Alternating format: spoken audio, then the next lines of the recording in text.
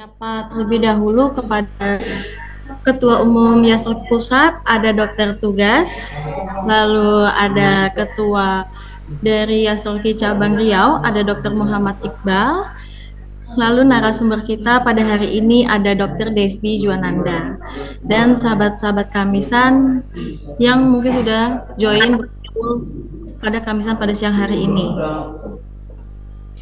Oke, baik, Prof. Teguh sudah join ya. Mungkin bisa kita mulai. Sebelumnya, Assalamualaikum warahmatullahi wabarakatuh. Salam sehat dan semangat selalu. Puji dan syukur kami panjatkan kepada Allah Subhanahu wa Ta'ala. Semoga siang hari ini kita diberikan nikmat, sehat, pengetahuan, dan tetap semangat untuk mendengarkan webinar. Kamis manis, Kamis penuh optimis. Sebelum kita mulai, izinkan saya memperkenalkan diri saya. Nama saya Nia, yang siang hari ini akan menjadi MC pada di acara Kamisan. Sebelumnya, saya juga ingin menyapa Ketua Pembina Yasroki, yaitu Profesor Dr. Haryono Suyono, lalu Pembina Yasroki Pusat Ibu Linda Gumelar, lalu ada Ketua Pembina Yasroki Pusat, yaitu Profesor Dr. Teguh Rana Kusuma, spesialis neurologi konsultan, dan ada Ketua Umum Yasroki, yaitu Majen TNI Purnawirawan Dr. Tugas Ratmono, spesialis neurologi Mars MH, dan ada Sekjen Yasroki yaitu Dr. Adre Maiza, spesialis neurologi konsultan. Baiklah, marilah kita mengawali webinar pada hari ini dengan membaca basmalah. Bismillahirrahmanirrahim. Baik sahabat Kamisan, tema kita hari ini adalah preventive stroke, di mana materinya akan dibawakan oleh Dr. Desbi Juananda, MSc Spesialis Neurologi, selaku Ketua Bidang Promotif dan Preventif Yasroki Cabang Riau. Sebelum masuk ke pokok pembahasan, marilah kita mendengarkan sambutan Ketua Umum Yayasan Stroke Indonesia, Majen TNI Purnawirawan Dr. Tugas Ratmono, spesialis neurologi Mars MH. Kami persilakan dokter untuk waktu dan layarnya. Baik, bismillahirrahmanirrahim. Assalamualaikum warahmatullahi wabarakatuh. Selamat siang, salam sejahtera bagi kita semuanya. Yang terhormat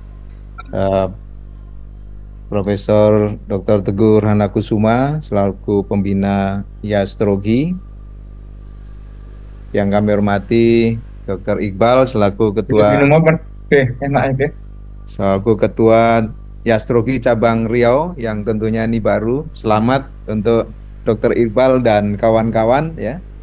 Dan selamat juga hari ini telah akan membuahkan materi untuk acara hari ini ya. Saya tentunya mohon maaf karena beberapa waktu mungkin tidak bisa bergabung bersama teman-teman semuanya. Namun saat ini tentunya kita mari bersama-sama untuk terus mengembangkan dan membangun komunikasi ya, khususnya dalam Yastrogi sebagai salah satu organisasi yang tentunya terus bersama-sama komponen lainnya, khususnya masyarakat, untuk membangun bagaimana mencegah stroke dari komunitas gitu. Saya kira penguatan komunitas ini akan sangat penting, dan ternyata Perpres yang baru pun telah memberikan gambaran organisasi Kementerian Kesehatan. Di sana adalah salah satu Dirjen Layanan Primer dan Komunitas gitu, kalau tidak keliru ya. Dan saya kira ini sangat penting untuk menjadi dasar dari Yayasan Stroke Indonesia ya, terus mengembangkan ya, bersama-sama dengan komponen yang lain ya, atau komunitas-komunitas yang ada di komunitas gitu ya. Komunitas tadi ada Yayasan Kresna, ada ISC, dan ada PPSI, kemudian komunitas klub stroke yang lain, dan juga teman-teman komunitas lainnya yang tentunya ini sama-sama mari kita satukan, integrasikan di dalam membangun kesadaran kita semuanya, khususnya masyarakat, untuk betul-betul sadar bahwa kita harus menangani stroke secara komprehensif dari hulu ke hilir gitu. Kami sangat berharap Yayasan Stroke Indonesia berdampingan terus, bergandengan terus dengan Perdosni, Perhimpunan Dokter Saraf Neurologi Indonesia, ya, dan juga dengan komponen lain, ya, dan mudah-mudahan ini terus berintegrasi lebih baik ke depan dari hulu ke hilir, ya. Dan ini kita betul-betul menjadi suatu mitra dari pemerintah, khususnya Kementerian Kesehatan, dalam rangka menangani stroke dari hulu ke hilir secara komprehensif, ya. Kita menyimak tentunya pemerintah telah juga membuat program, ya, quick win dari Presiden tentunya. Salah satunya adalah melakukan pemeriksaan darah tinggi, hipertensi gitu, tensi darah, ya, untuk melihat nanti hipertensi seperti apa, dan juga pemeriksaan gula darah. Nah, saya kira dua hal ini adalah bagian penting dari faktor risiko yang bisa memunculkan serangan atau gangguan stroke ini, ya. Saya kira ini menjadi suatu hal yang kita harus sama-sama, mari Yastrogi bergandengan dengan Perdosni, bergandengan dengan komunitas-komunitas dan stakeholder yang ada di komunitas, dan juga bagaimana kesinambungan dengan rumah sakit atau fasilitas kesehatan ini menjadi suatu hal yang sangat penting, gitu. Dan Yastrogi tentunya mendorong untuk pemerintah atau swasta menyiapkan fasilitas kesehatan yang betul-betul bisa memberikan solusi pada pasien-pasien stroke, khususnya pasien yang sedang terjadi serangan, dan juga setelah pasca dari perawatan rumah sakit. Ini yang masuk dalam suatu komunitas.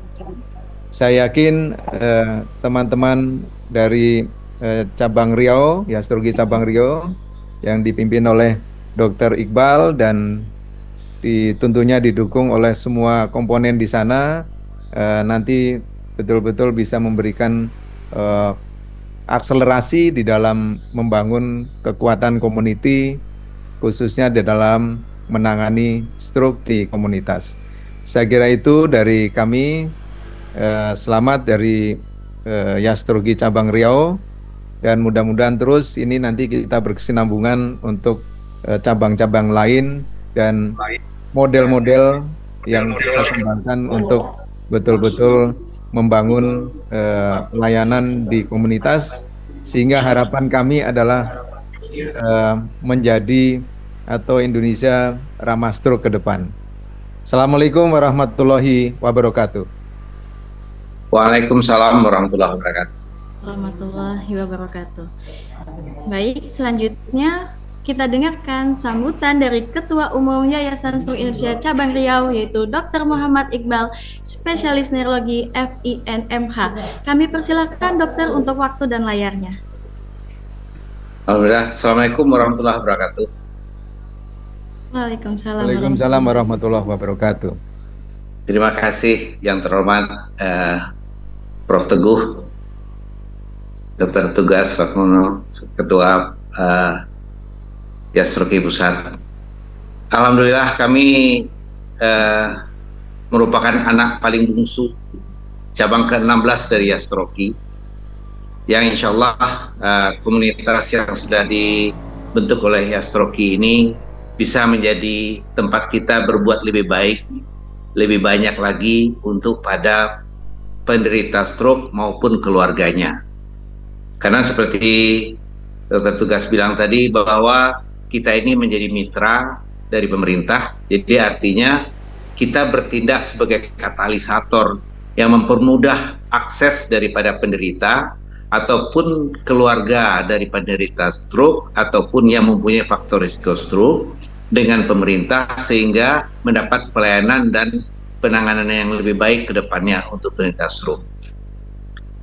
Berkembangnya teknologi sekarang yang kita lihat, itu sebenarnya yang terjadi di lapangan bukan menghilangkan para penderita stroke, tapi justru kita melihat bertambah banyak orang yang terlihat sama kita menderita stroke.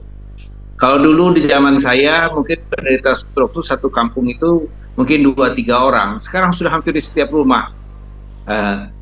Mas Tegas.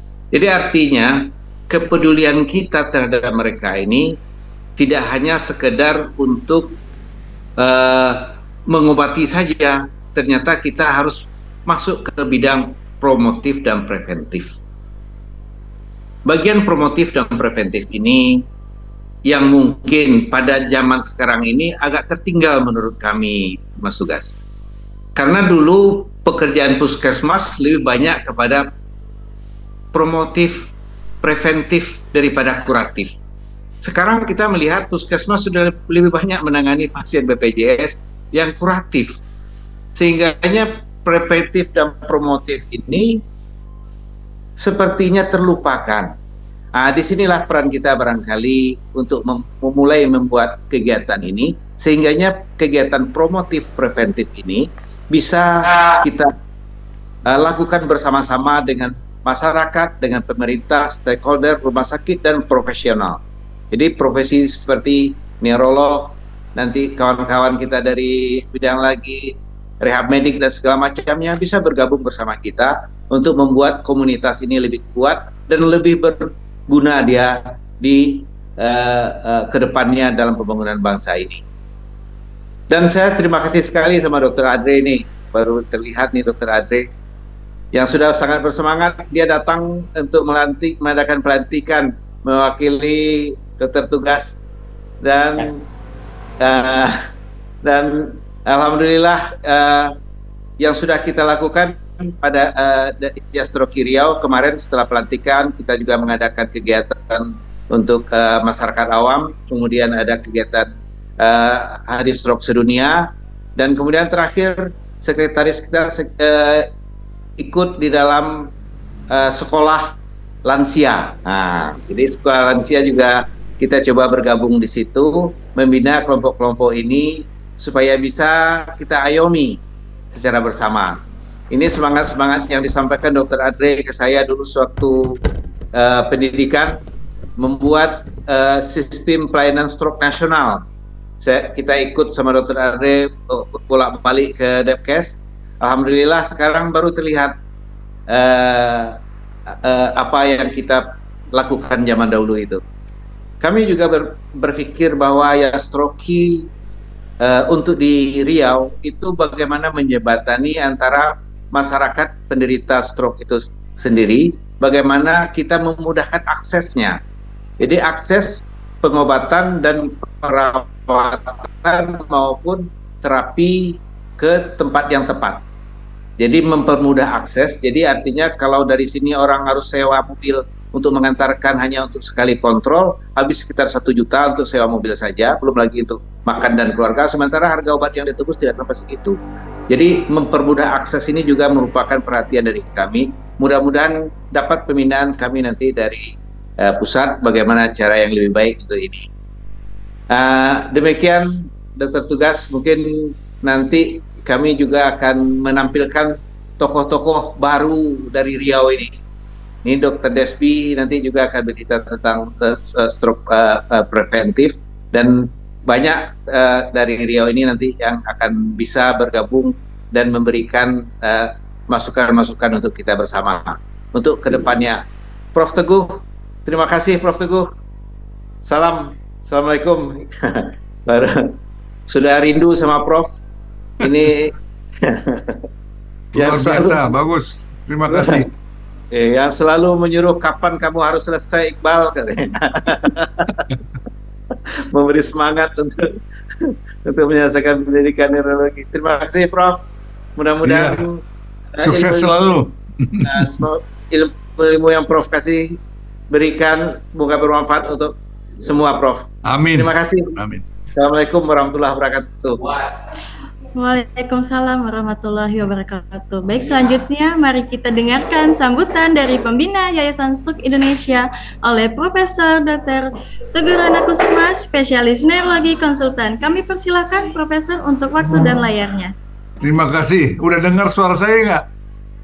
Sudah terdengar, Prof. Sudah, Prof. Ya, luar biasa nih. Terima kasih Dr. Tugas, Dr. Adri, ngajak teman-teman semua untuk bersama-sama kita lawan stroke, kita taklukkan stroke.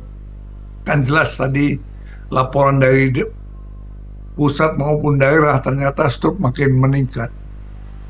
Jadi apa? Kita melawan dia pasti kalah. Kita harus punya strategi, yaitu tadi betul hari ini akan bicara tentang pencegahan. Bukan pencegahan penyakit, tapi bagaimana primordial untuk stroke ini harus dicapai. Nah, ini penting sekali. Boleh saya share screen ya? Dipersilakan, Prof. Izin sudah dijadikan co-host. Udah kelihatan ya? Sudah terlihat, Prof. Ya, ini contohnya ini ya. Kita berhadapan ini ya. Pencegahan ini ya, stroke nih. Apa yang langsung lihat nih, penduduk tuh begini. Ya, penduduknya. Low risk nih ketahuannya sedikit semua ya. High risk. Ya, ini low risk. Dan apa yang harus kita ketahui? Pencegahan tentang faktor risikonya kita lihat. Ternyata yang paling mudah diketahui adalah hipertensi. Dan ini sudah negara-negara semuanya sudah melakukan hal tersebut. Kita kendalikan itu karena kita bisa ukur. Ya. Jadi apa yang harus kita lakukan adalah ini, ya, melawan tahapannya. Kita lihat nih ya, ada prehipertensi, hipertensi, early hipertensi dan sebagainya. Nah, kita sama-sama lihat nih. Ini paling mudah nih, faktor risiko, perilaku dan sebagainya itu, rokok dilarang dan sebagainya. Ini kalau ini bisa terjadi adalah merupakan suatu prehipertensi. Belum pernah hipertensi ini faktor risiko. Jadi apa? Ini namanya disebut primordial prevention. Ini yang kita lakukan. Kalau kita berhasil ini luar biasa, dampaknya akan besar. Kalau sudah terjadi, kita adalah mungkin di sini ya sudah ketahuan hipertensi, baru mulai namanya primary prevention, pencegahan pertama ya. Kemudian kalau sudah terlambat lagi, ya ini early complication, sudah ada komplikasi hipertensi dan ada kelainan. Nah, ini sudah secondary prevention. Dan kebanyakan kita adalah di sini. Ya, sudah ada komplikasi ini ya. Ini mahal sekali dan menderita si pasiennya. Dan ini harus kita selamatkan, karena menyelamatkan satu orang SDM kita sebetulnya menyelamatkan sosial ekonomi suatu bangsa. Dan ini contohnya ini ya, ini hipertensi ini ya, banyak sebabnya dan harus diobatin. Ini biaya lagi nih. Coba kalau kita ketahui dengan awal sekali ya, ini kita bicara ini ya, banyak sekali. Kalau hipertensi akan kena berbagai organ, dan kita tahu 6 pilar transformasi kesehatan ini sudah dicanangkan oleh kita, tinggal masuk. Nah, teknologi ini yang harus kita lihat, SDM kesehatan ya, sistem dan sebagainya.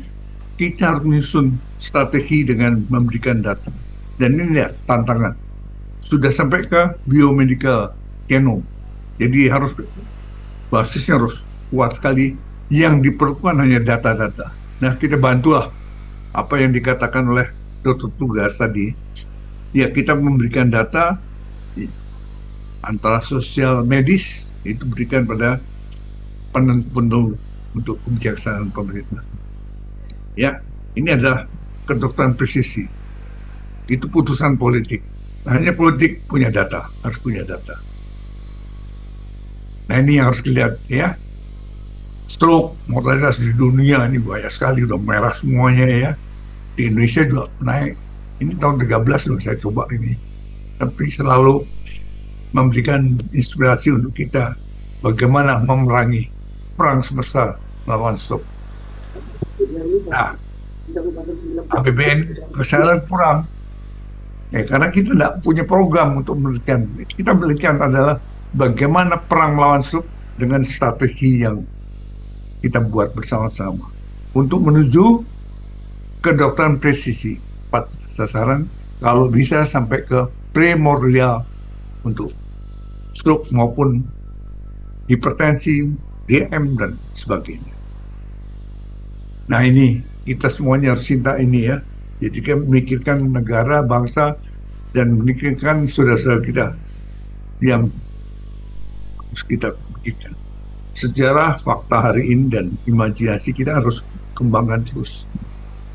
Nih, ya, apa yang kita lakukan, dan apa yang harus kita lakukan, sehat bahagia ternyata. Aman, damai, sejahtera. Ini semuanya harus kita sama-sama tentukan bersama. Ya, konsepnya neuroscience, otak, dan ya, otak khusus yang digunakan oleh kita. Dan ini mudah-mudahan ya ke arah kedokteran presisi. Itu yang harus kita perjuangkan sehingga putusan politik itu benar untuk menyehatkan masyarakat. Karena tadi ya, sehat, bahagia, aman, damai, sejahtera. Ini yang harus kita capai. Mudah-mudahan hari ini saya melihat mulai meluas semuanya dan sebarluaskan setelah program-program dari Yastroki ini yang betul-betul membantu semua lapisan masyarakat dan juga pemerintah. Terima kasih. Wassalamualaikum warahmatullahi wabarakatuh. Waalaikumsalam. Waalaikumsalam warahmatullahi wabarakatuh. Terima kasih atas sambutannya dari Prof. Dr. Teguh Rana Kusuma, spesialis neurologi konsultan. Baik sahabat Kamisan, marilah kita memasuki materi pembahasan siang hari ini. Selanjutnya, waktu dan tempat kami serahkan kepada narasumber kita untuk siang hari ini. Waktu dan layar kami persilakan kepada Dr. Desbi Juananda, MSc, spesialis neurologi. Baik, terima kasih Mbak Nia. Selamat siang. Assalamualaikum warahmatullahi wabarakatuh. Salam. Oke, suara saya sudah terdengar jelas ya, Dok? Sudah, Dok. Oke, baik. Mohon izin untuk share screen terlebih dahulu, Dok.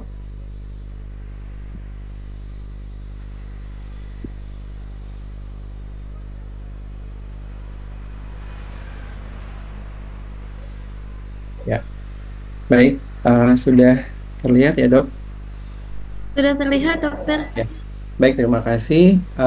Pertama-tama yang saya hormati Dewina Yastroki, Profesor Dr. Teguh Rana Kusuma, spesialis neurologi konsultan, dan juga Ketua Umum Yastroki Pusat, Maijen TNI Purnawirawan, Dr. Tugas Ratmono, spesialis neurologi Mars MH, dan tentunya juga kepada Sekjen Yastroki, Dr. Adri Maiza, spesialis neurologi konsultan, dan tentunya Ketua Yastroki Cabang Riau yang saya hormati Dr. Muhammad Iqbal, spesialis neurologi VIN MH.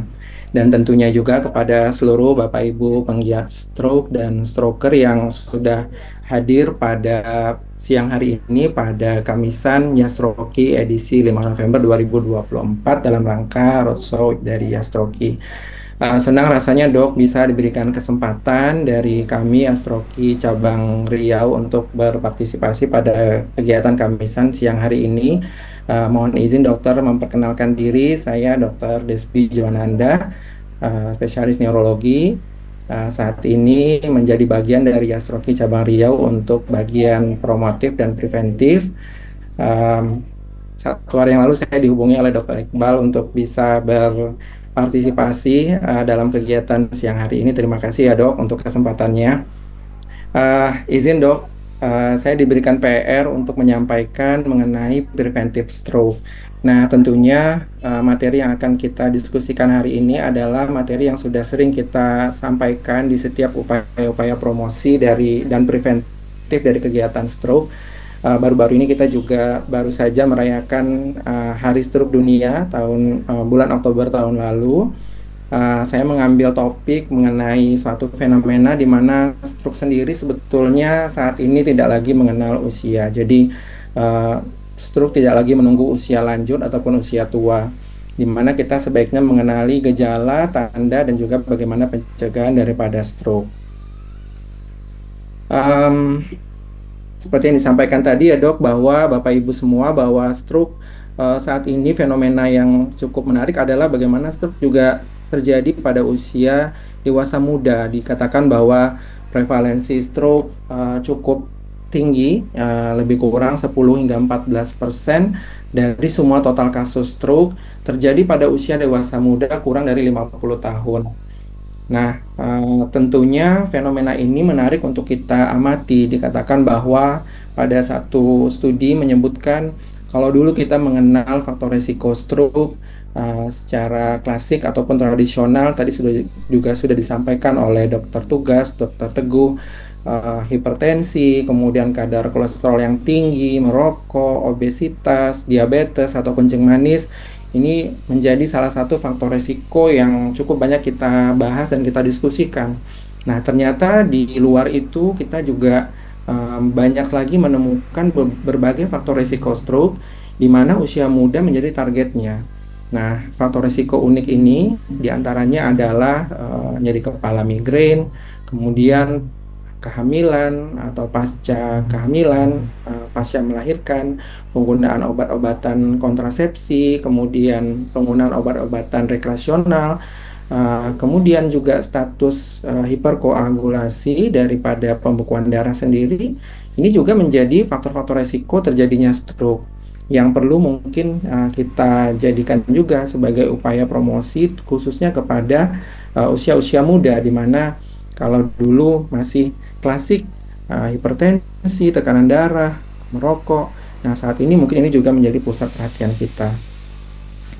Nah, mungkin untuk mengawali kegiatan siang hari ini, seperti biasa, Bapak Ibu penggiat stroke yang hadir ataupun stroker, kita ketahui bahwa stroke itu adalah salah satu kondisi klinis atau penyakit yang ditandai dengan gangguan fungsi saraf.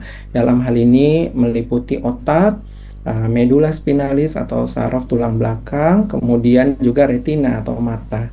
Jadi tidak hanya pada otak saja, di mana gejala-gejala yang kita akan bahas nanti lebih lanjut ini terjadi secara mendadak ataupun tiba-tiba, baik sebahagian ataupun menyeluruh ya. Jadi mengenai sebagian ataupun menyeluruh dari organ tubuh kita. Dan biasanya gejalanya ini akan menetap selama lebih kurang 24 jam. Dari hasil evaluasi tidak kita temukan ada penyebab lain, dan satu-satunya penyebabnya tentunya adalah gangguan dari pembuluh darah. Nah, stroke akan mengakibatkan tentunya suplai darah ke otak atau pasokan darah ke otak ini akan menurun ataupun terganggu, sehingga nantinya akan berdampak di mana otak akan kekurangan oksigen sehingga berujung kepada kematian daripada sel otak yang tentunya akan berdampak pada aktivitas dan fungsi daripada otak. Nah, seberapa sering sebetulnya kasus dari stroke ini? Nah, ini juga satu fenomena yang terus menjadi pusat perhatian kita, di mana angkanya semakin tahun semakin meningkat. Nah, dikatakan pada saat ini lebih kurang 12,2 juta kasus baru stroke per tahunnya, atau dapat disimpulkan lebih kurang ada satu dalam detik. Nah, satu dari 4 orang akan mengalami kasusnya memang terjadi pada usia di bawah 70 tahun. Nah, terbuka dengan satu fenomena di usia dewasa muda kurang dari 50 tahun. Kesehatan global, di mana ini kasus disabilitas di dunia juga menyebabkan kematian kedua di seluruh dunia. Nah, kejadian stroke ini sendiri akan meningkat setiap tahunnya 50%-nya dalam 17 tahun terakhir. Ini mungkin untuk penyegaran kita lagi secara garis besar, kita kelompokkan stroke menjadi 2. Ada jenis stroke yang kita sebut stroke infark atau stroke sumbatan, dan ada stroke yang disebabkan nanti tentunya akan berbeda secara klinik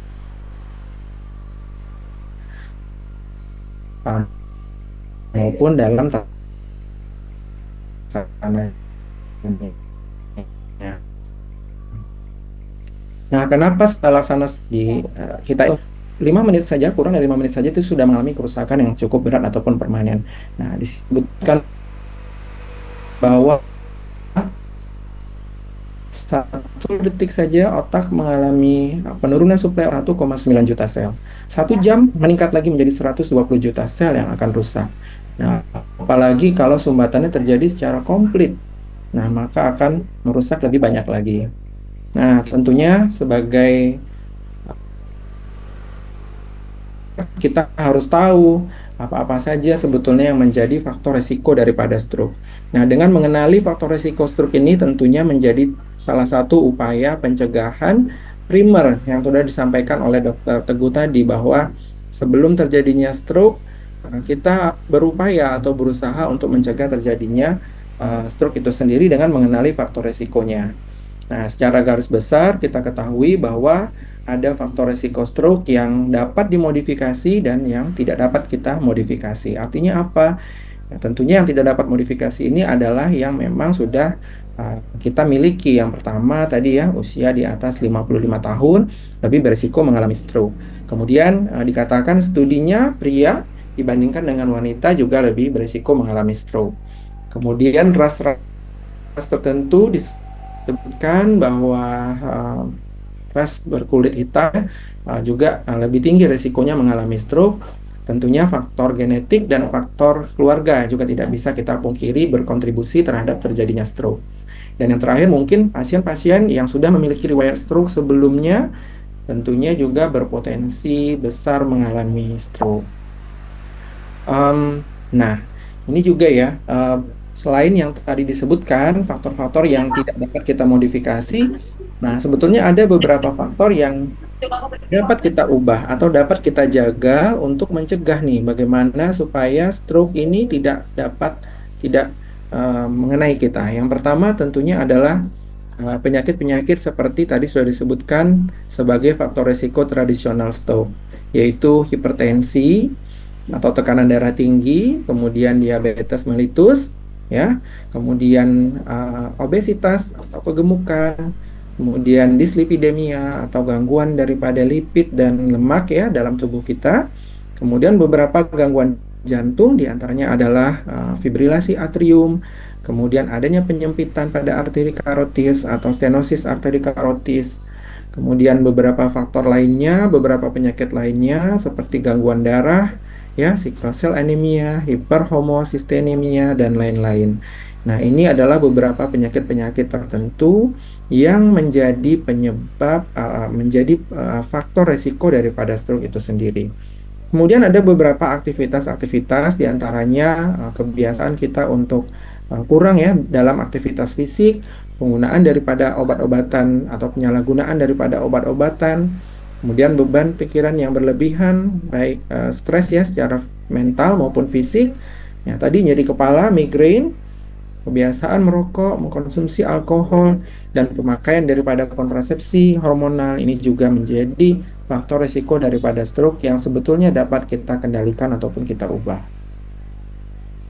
Nah, American Stroke Association sebetulnya sudah mengeluarkan suatu metode instrumen assessment sederhana yang bisa kita gunakan ataupun kita pakai, dan tentunya ini memang harus dilakukan pemeriksaan yang rutin ya bagi Bapak Ibu semua dengan resiko stroke tadi untuk tidak lupa memeriksakan kesehatannya secara berkala. Nah, di assessment sederhana ini ada beberapa aspek yang diperhatikan. Yang tadi yang terutama sekali adalah berkaitan dengan tekanan darah, kemudian tadi riwayat penyakit jantung, tentunya harus kita evaluasi ya bila Bapak Ibu beresiko, kadar gula darah, kemudian indeks massa tubuh ini berkaitan dengan risiko mengalami obesitas, kemudian kebiasaan mengkonsumsi makanan-makanan yang tinggi akan lemak kalori, kemudian pemeriksaan kadar kolesterol ya secara berkala, ada atau tidaknya kita mengalami diabetes mellitus, aktivitas fisik, dan merokok. Nah, ini dengan checklist sederhana ini sebetulnya Bapak Ibu yang bertugas mungkin ya di layanan primer, di puskesmas, ini sudah boleh melakukan risk assessment daripada stroke ya untuk menjaring pasien-pasien dengan risiko tinggi. Nah, apa yang harus kita lakukan jika ada gejala yang kita alami atau kita menemukan pasien dengan mengalami gejala stroke? Maka kata kuncinya sederhana saja, yaitu langsunglah segera ke rumah sakit terdekat dan tidak boleh menunda-nunda lagi. Karena apa? Karena semakin cepat kita mencapai akses kesehatan, pusat layanan kesehatan, tentunya tata laksana stroke yang optimal dapat diberikan.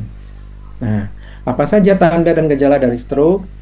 Kementerian Kesehatan Republik Indonesia melalui upaya Germasnya sebetulnya sudah membuatkan suatu slogan yang ini rutin kita sosialisasikan, kita promosikan kepada masyarakat awam khususnya untuk mengingat selalu slogan ini, yaitu segera ke rumah sakit. Ya, hasilnya adalah senyum yang tidak simetris atau mencong ke salah satu sisi, tersedak dan sulit menelan air, minum secara tiba-tiba. Nah, ini merupakan salah satu tanda kelemahan daripada otot-otot wajah. Kemudian adanya gerakan separuh tubuh yang tiba-tiba melemah, kaki maupun tangan satu sisi tubuh. Kemudian bicara yang pelo, tiba-tiba menjadi pelo, tidak dapat berbicara, atau sebaliknya muncul gangguan-gangguan berbahasa. Misalnya tidak bisa mengerti atau tidak sambung dalam berbicara. Keluhan lainnya adalah kebas, yaitu rasa tebal yang kita rasakan di area tubuh kita, terutama satu sisi atau separuh daripada tubuh kita. Dan R-nya adalah rabun. Nah, tadi dikatakan bahwa stroke tidak hanya menyerang otak, tapi juga menyerang daripada retina atau mata. Sehingga salah satu gejalanya adalah rabun, pandangan satu mata kabur, terjadi secara tiba-tiba. Nah, yang terakhir tadi adalah S, yaitu sakit kepala, muncul secara tiba-tiba, di mana nyeri kepala ini tidak pernah kita rasakan sebelumnya, atau muncul gangguan-gangguan lain seperti gangguan keseimbangan, pusing berputar, munculnya gerakan-gerakan yang tidak normal dan tidak dapat dikendalikan, sempoyongan, dan lain-lain. Nah, bila Bapak Ibu penggiat stroke dan stroker semua yang mengikuti kegiatan ini mengalami atau melihat adanya gejala ini, maka segeralah pergi ke rumah sakit untuk mendapatkan layanan terdekat. Nah, semakin cepat kita mendapatkan pengobatan, tentunya semakin banyak penderita-penderita stroke yang dapat tertolong, sehingga nantinya harapannya bisa menurunkan risiko kematian dan kecacatan yang permanen. Nah, ini adalah satu skema yang juga sering dipromosikan oleh Germas dari Kementerian Kesehatan Republik Indonesia, di mana bila kita mengalami gejala stroke, menemukan tanda dan gejala stroke yang telah disampaikan tadi, atau kita duga mengalami stroke, maka tindakan kita adalah harus segera dibawa ke unit gawat darurat rumah sakit, ya. Jadi kita berkoordinasi dengan orang-orang terdekat untuk menghubungi rumah sakit, meminta fasilitas ambulan untuk mengangkut pasien yang mengalami keluhan tersebut untuk bisa dibawa ke rumah sakit. Nah, sebaiknya ini kita lakukan kurang dari 2 jam sejak gejala stroke itu muncul atau onset dari stroke-nya. Jadi mulai dari kita menghubungi, menelpon, menunggu ambulan, sampai ambulan datang, sebaiknya itu berlangsung kurang dari 2 jam. Harapannya kurang dari 2 jam pasien sudah berada di rumah sakit. Nah, kemudian ketika pasien sudah berada di rumah sakit, tentunya tim medis sudah siap dengan pasien-pasien yang mengalami gejala stroke, di mana rumah sakit sudah saat ini sudah banyak yang memiliki tim kode daripada stroke, yang harapannya dalam 2,5 jam sudah selesai dalam melakukan pemeriksaan oleh dokter, melakukan rangkaian pemeriksaan lain, CT scan kepala, laboratorium, maksimal hingga 2,5 jam hingga pengobatan dilakukan.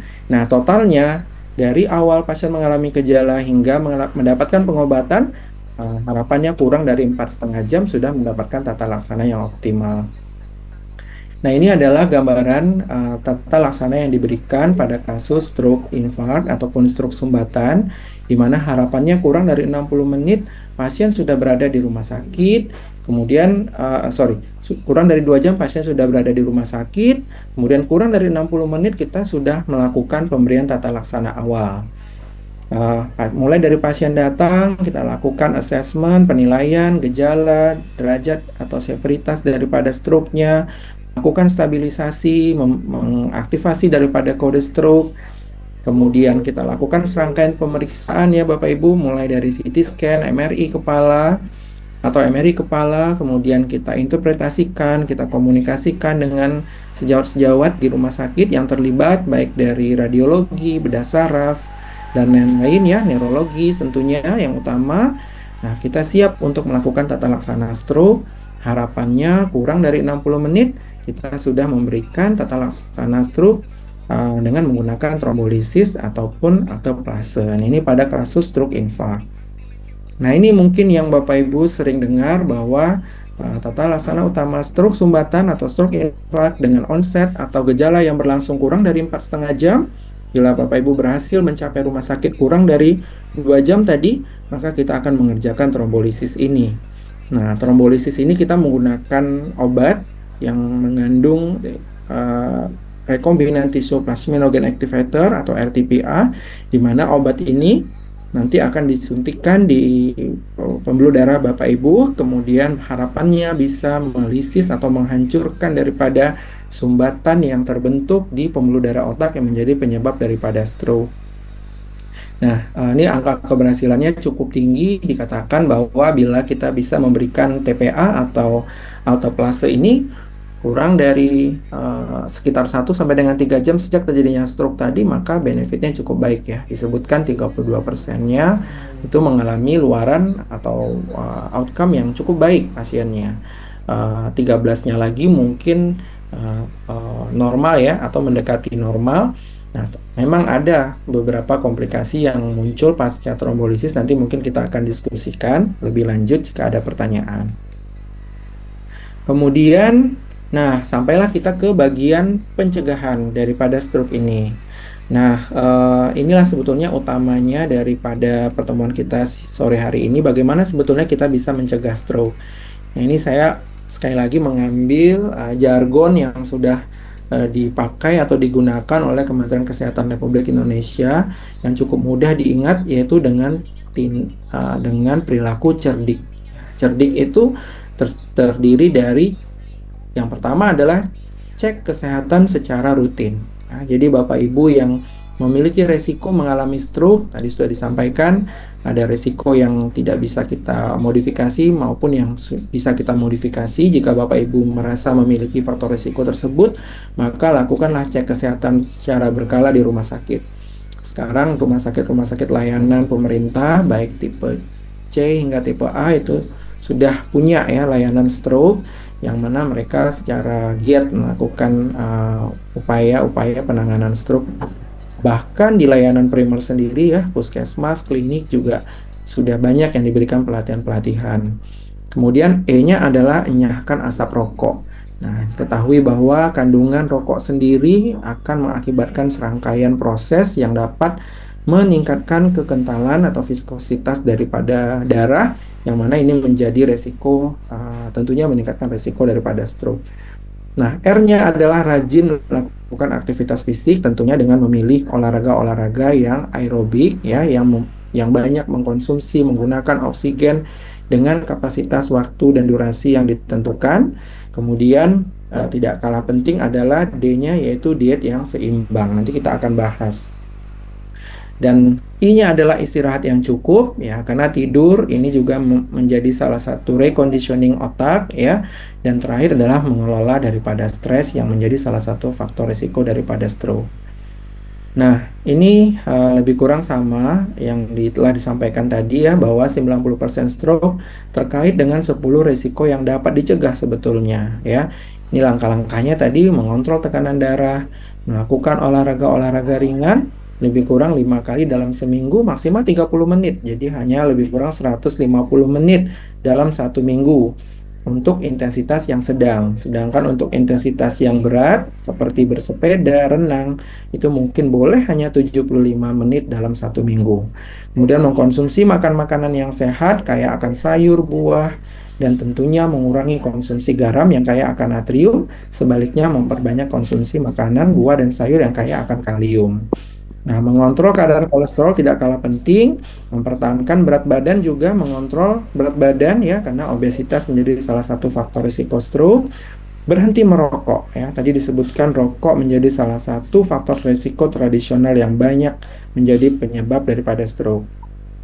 Nah, tidak mengkonsumsi alkohol, melakukan pemeriksaan jantung secara optimal berkala di rumah sakit, dan mengurangi risiko diabetes, serta yang terakhir adalah mendapatkan pengetahuan mengenai stroke lebih banyak lagi. Nah, saat ini media sosial, kemudian ya banyak sumber-sumber informasi yang bisa kita peroleh mengenai stroke.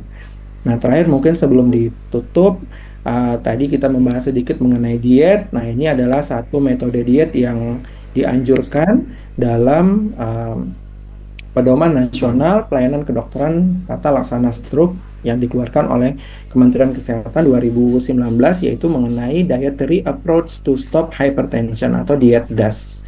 Nah, pola diet DAS ini diantaranya adalah kita memperbanyak, lebih kurang kita mengkonsumsi makanan rendah lemak 2 sampai dengan 3 porsi sehari dengan memperkaya sayur-sayuran. Nah, minimal adalah 5 porsi sayur per hari, 5 porsi buah per hari, kemudian mengganti karbohidrat kita dengan gandum utuh dan menambah konsumsi kacang-kacangan, ya, biji-bijian lebih kurang 5 porsi per hari, menggunakan lemak yang minyak yang makanan yang rendah akan lemak dan minyak. Kemudian boleh ditambah dengan makanan-makanan minuman manis, tapi porsinya terbatas, ya.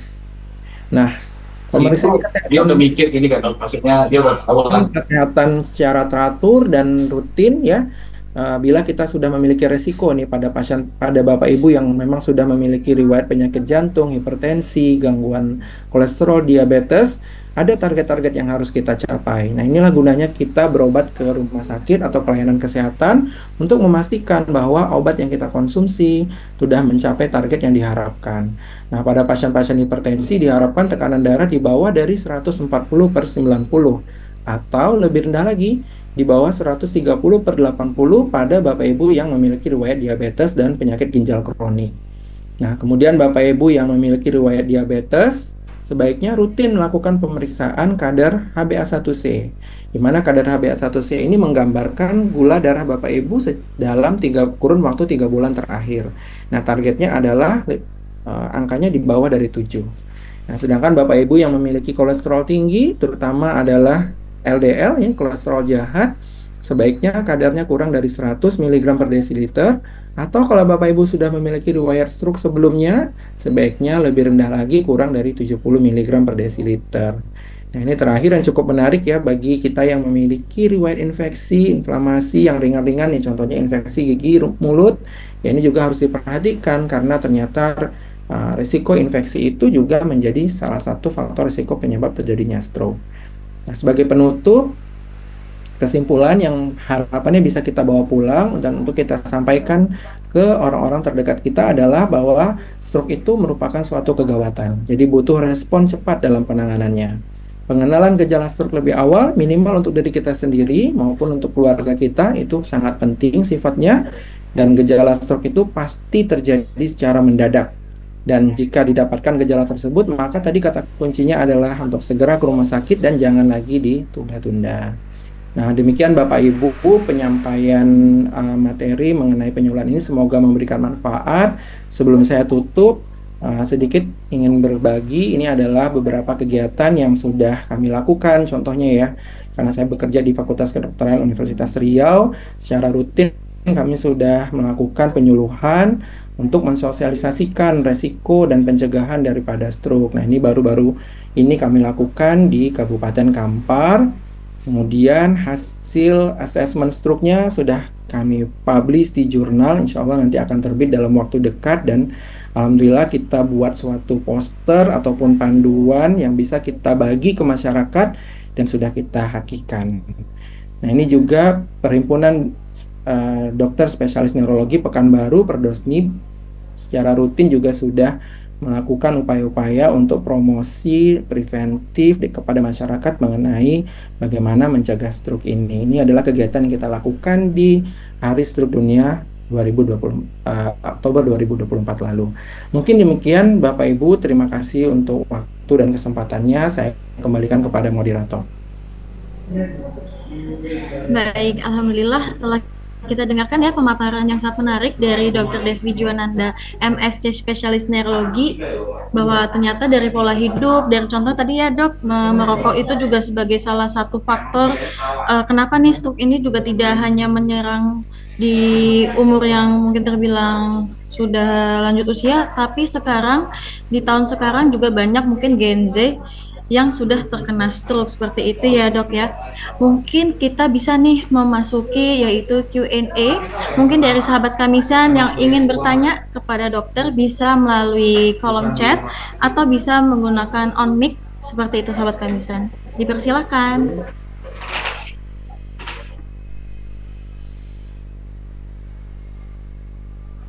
Iya Saya, Bu. baik Bapak. Silakan Bapak Riza Ketaren dari Medan ya, silakan. Ya, betul. Pak Dr. Desbi ya, dari Riau. Ya, Saya Pak sebenarnya Riza. ingin bertanya Pak, saya seorang strokers ya. Bulan Februari nanti, saya 2 tahun terkena stroke.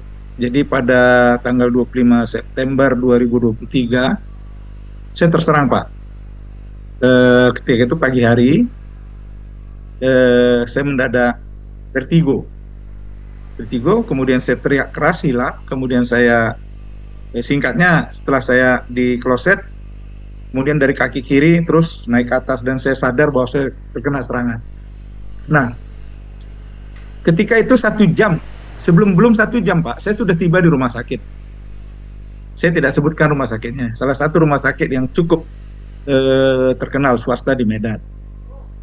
Setelah saya beberapa bulan, saya sadar bahwa penanganan mereka sebenarnya tidak beres ya. Artinya saya hanya ya dikasih ini, kemudian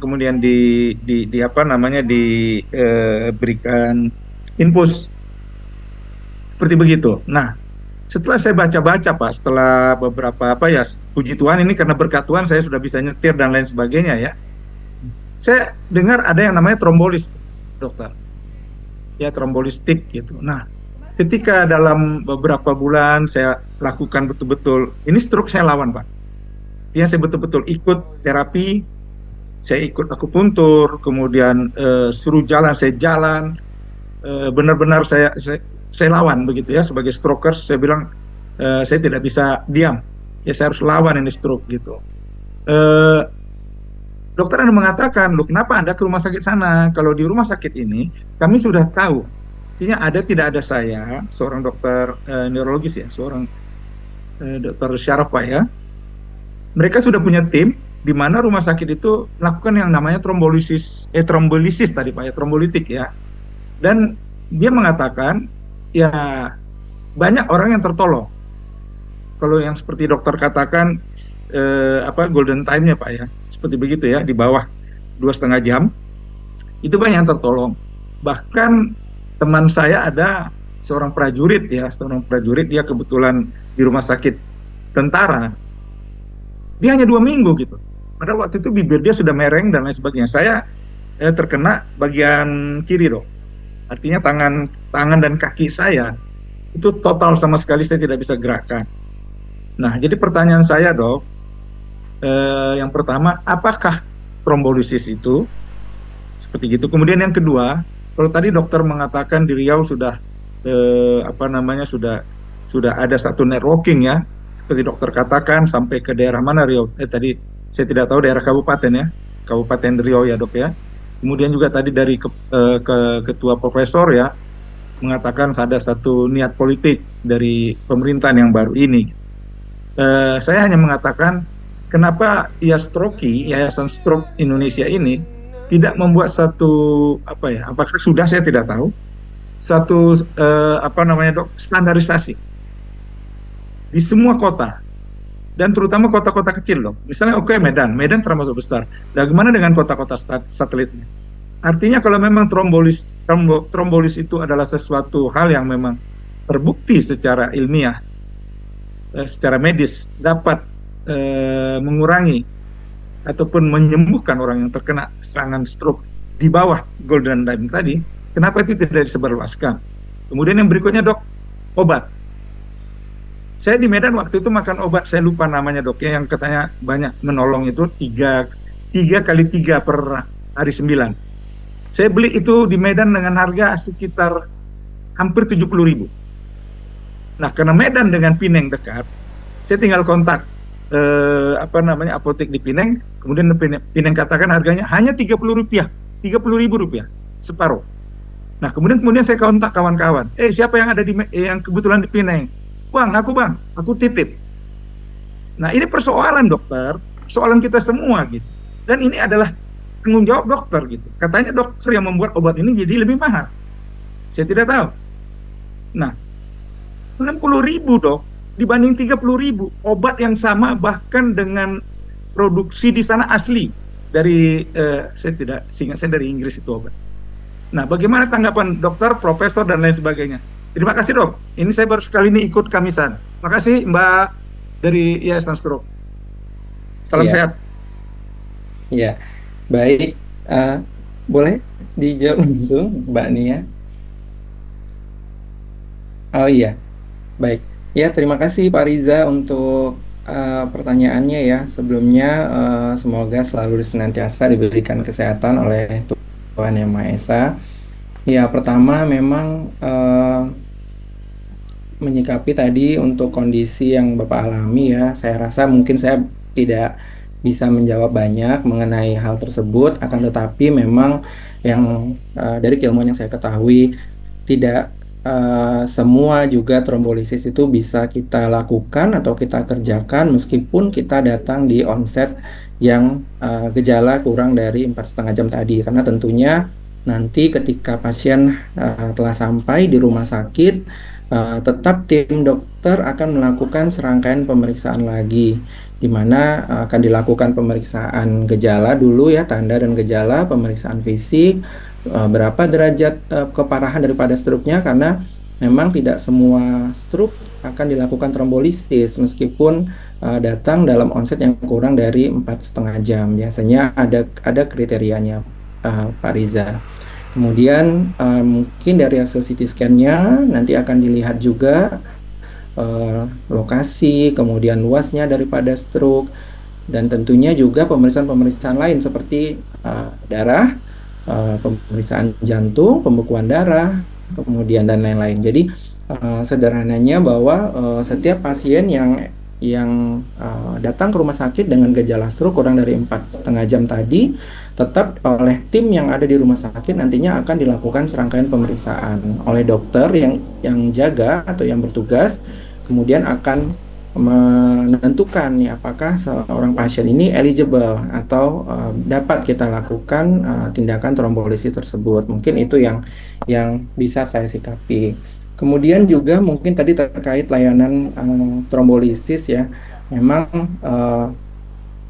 ini masih menjadi PR juga mungkin bagi kita semua ya, terutama dari Kementerian Kesehatan, bahwa menggiatkan lagi agar semua rumah sakit, targetnya rumah sakit tipe C, mungkin bahkan rumah sakit tipe C sudah harus bisa ya dok ya melakukan trombolisis, karena memang trombolisis sendiri dilakukan di rumah sakit dengan syarat-syarat tertentu juga sebetulnya. Jadi biasanya punya tim yang memang bekerja secara teamwork seperti itu, kemudian fasilitasnya juga cukup, minimal sekali mungkin ada CT scan kepala, CT scan tadi ya, kemudian pemeriksaan laboratorik tertentu.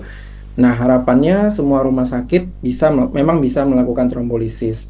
Nah, kalau di Kota Pekanbaru sendiri mungkin cukup banyak layanan yang sudah mulai bisa. Mungkin juga di Medan saya rasa jauh lebih berkembang lagi.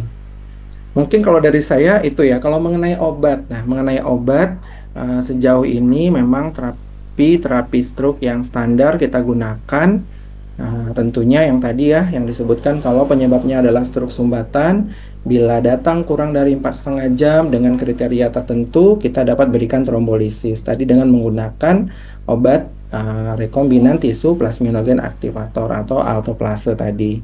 Nah, kalau seandainya tidak memenuhi kriteria, mungkin pada kasus tertentu tidak memenuhi kriteria, maka yang pada kasus stroke sumbatan atau stroke infark, tentunya kita memberikan antiplatelet atau anti trombotik gitu ya. Kemudian dapat juga kita berikan antikoagulan tergantung daripada penyebab stroke-nya sendiri. Nah, itu yang menjadi terapi utama daripada stroke. Sedangkan yang mungkin dimaksud tadi dengan harga sekian demikian, mohon maaf mungkin saya kurang tahu tuh kandungannya apa. Mungkin perlu kita pastikan terlebih dahulu apa, karena setahu saya untuk antiplatelet sendiri yang lazim kita pakai mungkin di layanan primer di rumah sakit ya, ada aspirin, kemudian ada clopidogrel dan lain-lain. Yang rasa harganya mungkin tidak sampai semahal itu. Nah, kadang-kadang kita perlu bijak nih memisahkan apakah ini terapi utama dari stroke atau terapi yang sifatnya suportif atau pendukung. Nah, memang saat ini banyak sekali terapi-terapi pendukung yang tujuannya untuk memberikan proteksi atau perlindungan daripada sel saraf yang membantu proses penyembuhan daripada sel saraf sendiri. Nah, akan tetapi kalau kita kembali kepada tata laksana dari stroke, sebetulnya yang menjadi terapi utama dari stroke dalam hal ini adalah stroke sumbatan, yaitu tadi kita memberikan trombolisis pada yang memenuhi kriteria atau kita memberikan antiplatelet atau antikoagulan, tergantung daripada kasusnya. Mungkin dari saya itu, Pak Riza, mungkin ada tambahan dari senior-senior dokter tugas, Dokter Teguh. Terima kasih dok, terima kasih. Ya, selamat siang, assalamualaikum warahmatullahi wabarakatuh. Ini Dr. Debbie, Pak Riza Ketaren, Prof. Teguh, Dr. Iqbal. Nah, inilah gunanya kita ngadakan kamisan. Kaget ya Dr. Desbi ya, Pak Riza nanyanya langsung to the point. Nah, inilah yang kita lakukan dengan Yastroki ya. Bagaimana kita ngelihat layanan di bawah. Ini yang kita perlukan. Nah, matilah kita ketemu orang Medan yang ngomongnya apa adanya. Kami tiap hari selama 5 tahun ini menghadapi ini. Ya, tadi saya mau bicara dulu dari belakang tentang obat. Obat yang ngatur bukan dokter, Pak. Obat yang ngatur itu Askes. Obat yang ngatur itu pemerintah. Bukan dokter. Dokter tidak menentukan harga obat. Tidak ada dokter menentukan obat. Jelas. Obat diatur oleh pemerintah, ya. Dalam hal ini Askes, kalau obat Askes dan obat-obat yang lain itu diatur oleh Departemen Kesehatan dengan rumah sakit. Jadi tidak ada peranan dokter. Jadi jelas yang dari belakang. Nah, layanan tadi. Kenapa Yastroki tidak membangun? Nah, saya mau sampaikan kegiatan Kamis ini, maknanya kegiatan Kamis ini ya. Sebetulnya kita sudah membangun aplikasi untuk kita bisa masyarakat. Kita lihat ini ya. Kalau kita ngomong fast, ya tadi ini enggak awal dulu. Kegiatan kita ini yang hari-hari ini kita buat dengan kegiatan rutin, kita sudah berjalan 6 tahun sebetulnya kegiatan rutin ini. Ada dua tujuan. Satu, edukasi oleh dokter. Nah, ini yang kita lakukan hari ini, dokter bicara. Kebetulan dokter neurolog, tapi nanti ada dokter lain lagi yang bukan neurolog, dokter jantung. Ada lagi dokter rehab medik. Semua dokter bicara. Nah, edukasi klinis. Nah, inilah yang menjadi masalah kita ya. Dokter selalu ngomong sama aja urusannya, yang itu aja gejalanya. Kalau stroke begini, udah bosen pasien sebenarnya dengernya. Udah bosen. Tadi Pak Riza ngomongnya dengan keras tuh tadi. Saya nggak usah sebutin rumah sakitnya. Sebelum setengah jam saya sudah di rumah sakit. Ini terima kasih Pak Riza. Nah, inilah ya Pak Riza. Yang kedua kita lihat tuh ya, bagaimana kegiatan lapangan. Nah, jadi gunanya kita adakan kemisan ini justru kita bagaimana membangun pertanyaannya Pak Riza itu tadi kan ya.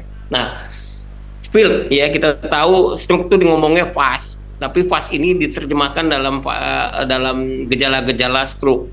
Sebenarnya kita diajarkan sesuatu yang kita nggak ngerti gitu. Kita punya sudah, segera rawat ke rumah sakit lebih gampang, sudah pakai aplikasi. Tak bisa digunakan oleh ya satu departemen sendiri punya program, punya proyek dengan WHO, harus mengkoordinasikan FAST. Supaya jelas nih Pak Riza. Ya, kita sudah bikin yang namanya segera rawat pakai rumah sakit tidak bisa digunakan karena ada peraturan-peraturan yang tidak membolehkan kita menggunakan sendiri itu. Tapi kalau Riau mau bikin cabang boleh, siapa boleh. Makanya kegiatan komunitas ini adalah kegiatan masyarakat. Semestinya partisipasi masyarakat memang yang harus dibangun oleh pemerintah. Pemerintah tidak bisa berdiri sendiri. Saya balik ke depan. Kita lihat nih data dunia. Nih lihat ya. Di dunia, data tahun 2022, stroke aja masih menyebabkan kematian tertinggi di dunia. Kematian, ya. Di Indonesia nomor 1. Kenapa? Ya memang satu mahal, fasilitas kurang, dan memang penyakitnya juga sulit dideteksi keseluruhan. Tingkat dunia yang kita bicara. Jadi yang sembuh itu nggak kurang, nggak tidak lebih dari 10%. 8-9%. Bersyukur Pak Risa bisa sembuh nih, ya, bersyukur dikasih kesempatan penghidup sehat. Nah, itulah gunanya hari ini pengalaman Pak Risa itu nggak perlu ditutupin, diangkat. Kenapa dia bisa sembuh? Nah, kadang-kadang masyarakat bisa memberikan pelajaran ke kita. Itu. Nah, problem kedua stroke itu Pak Riza adalah cacat. Jadi yang namanya trombolisis bukan segala sesuatunya, ya, bukan yang terbaik, masih ada lagi, masih berkembang, ya. Memperbaiki vaskularisasi bukan satu-satunya. Justru problem stroke di dunia sekarang adalah berbedennya, kecacatannya tinggi, menyebabkan biaya keluarga, menyebabkan kehilangan mata pencarian, produktivitas turun, masalah psikologis di keluarga. Nah, itulah yang diselesaikan oleh Yastroki. Itu yang dibantu oleh Yastroki pada hari ini. Bahwa dokter harusnya hari ini juga dokter bisa menjawab tadi masalah-masalah tadi yang terkait dengan teknis-teknis, dan itu harusnya diperbaiki. Memang harusnya ini Menkes juga ikut terlibat di dalam kegiatan Yastroki ini seharusnya. Lanjut. Nah, jadi kita memang melalui Yastroki membangun layanan community base yang tadi persis. Dokter Iqbal ini ya salah satu dokter yang memang dari sejak dia mahasiswa dia sudah mengembangkan community base, ya, dengan tadi pencegahan prone person. Prone person ini idenya Prof Teguh di era itu, bahwa kita harus membangun prone person. Jadi bukan faktor risiko, ya, faktor risiko dari orang yang sudah punya kecenderungan faktor risiko. Dan justru itu salah satu bagaimana kita mencegah supaya ini. Nah, bagaimana kita membangunnya, Dr. Iqbal? Ya, kita mesti bangun tingkat koordinasi tingkat daerah dengan layanan di komunitas. Jadi kalau hari ini dokter yang bicara, nanti layanan pertemuan Kamis minggu depan mestinya diundang dinas kesehatan. Bagaimana Dokter Iqbal membangun sistem layanan dengan dinas kesehatan. Terus aktivitas kegiatan di klub-klub stroke, ya. Nah, itu yang kita lakukan 4 bulan terakhir ini Dokter Iqbal, ya. Jadi kegiatan klub-klub stroke di Pekanbaru ada berapa? Kasih mereka muncul. Nah, pertanyaan kayak Pak Riza ini jadi keluar, ya. Nah, bagaimana kita menyelesaikannya di tingkat komunitas supaya juga tingkat layanan di rumah sakit ini bisa connect gitu. Nah, rumah sakitnya juga dilibatkan, dinasnya dilibatkan. Dokter apa yang Dokter Iqbal tadi bilang, ini kita sudah didik Dokter Iqbal 15 tahun yang lalu sebetulnya. Mudah-mudahan di Medan, Pak, kita punya dokter yang nanti kita akan kembangkan di Medan. Kalau kita terima kasih dengan apa yang Pak Risa sampaikan. Ini bagian besarnya ini yang kita lakukan, Pak, bahwa setelah pulang dari rumah sakit, edukasi di dalam kegiatan ini yang Pak Risa hari ini bergabung, itulah yang kita sebut sebagai layanan komunitas. Bagaimana kita sharing, bagaimana kita memperbaiki. Nah, ini Pak Risa kalau punya koneksi orang DPR, orang segala macam, dibawa bergabung ke sini, Pak. Terima kasih Pak Risa, itu jawaban dari saya.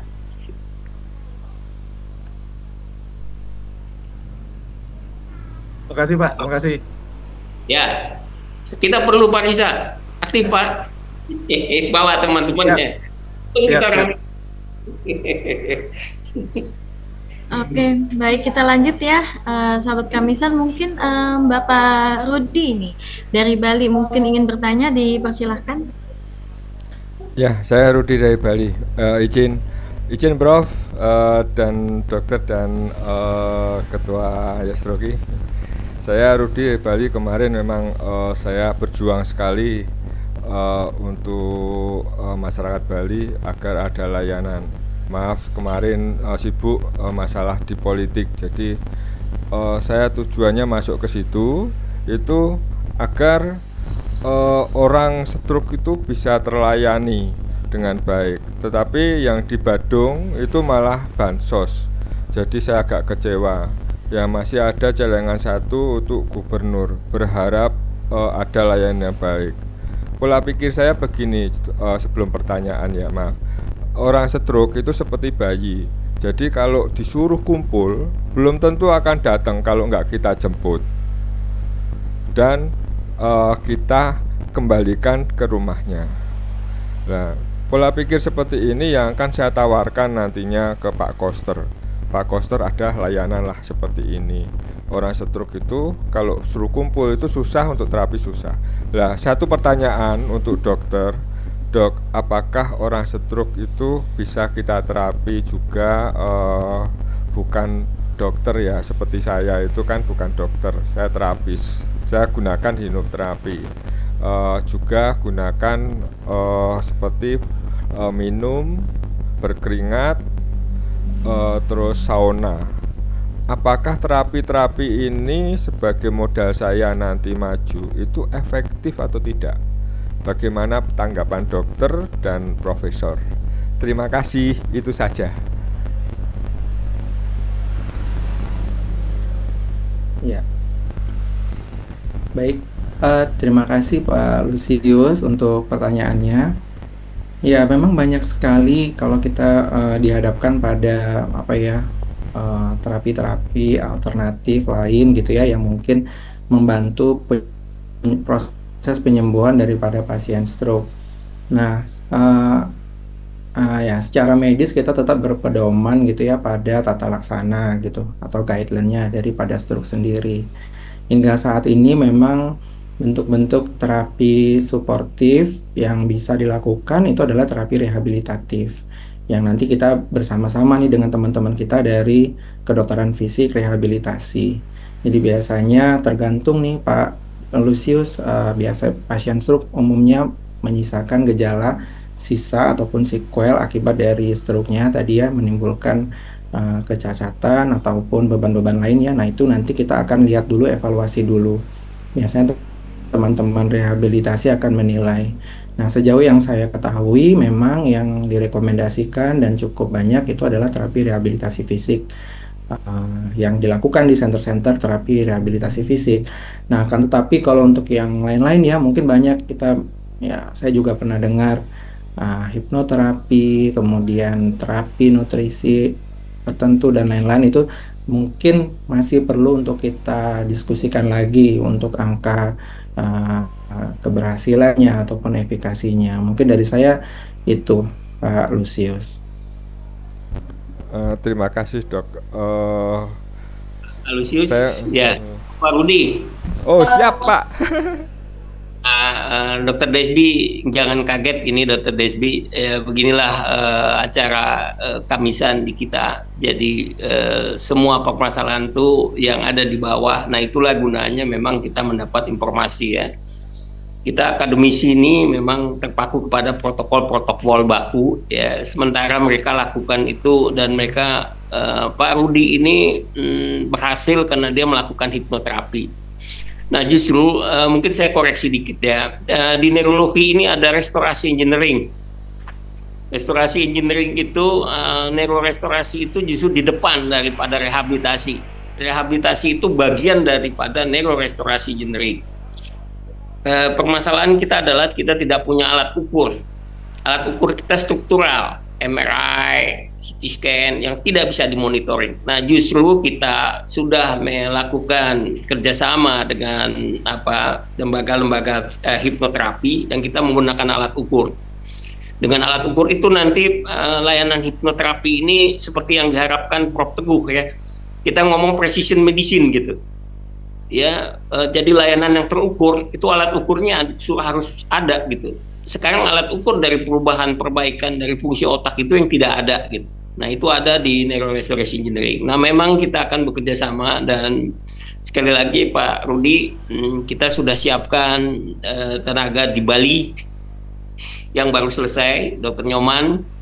Nanti mengenai hipnoterapi kita lakukan riset bersama, kajian-kajian, dan ini adalah kajian komunitas, dan ini memungkinkan dalam kondisi sekarang. Nah, supaya memang apa yang ada di masyarakat itu juga bisa diangkat. Ya, kajian ini tidak saja kajian akademik, tapi adalah kajian komunitas yang artinya nanti hasilnya bisa kita angkat. Nah, inilah salah satu peran dari Yastroki ke depan, yang tadi Prof. Teguh bicara tentang pendataan. Nah, bagaimana data yang kita dapat ini juga bisa kita lakukan kajian-kajian. Kebetulan restorasi engineering ini bekerjasama dengan teknik biomedik di UI maupun di ITB. Selama ini kami kerjasama dengan ITB mengembangkan AI, ya, bahwa data-data itu nanti kita olah. Jadi Pak Rudi mohon sabar, segera nanti apa yang Dr. Desbi bilang perlu kajian-kajian akan kita wujudkan, hipnoterapi, hiperbarik semua akan kita lakukan kajian supaya itu juga menjadi model layanan di tingkat bawah yang artinya berkembang, yang selama ini mungkin sudah juga ada memberikan hasil, dan hasil itu akan kita bisa lihat dengan kita mempunyai data functional brain functionnya gitu. Ya Pak Rudi, itu Pak, aja. WA nomor dokternya lupa. Ya. Ya, saya tunggu WA-nya. Terima kasih. Kontak-kontakan Pak Rudi. Oke, siap.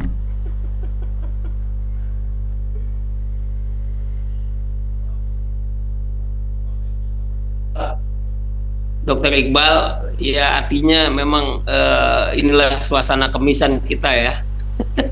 Kita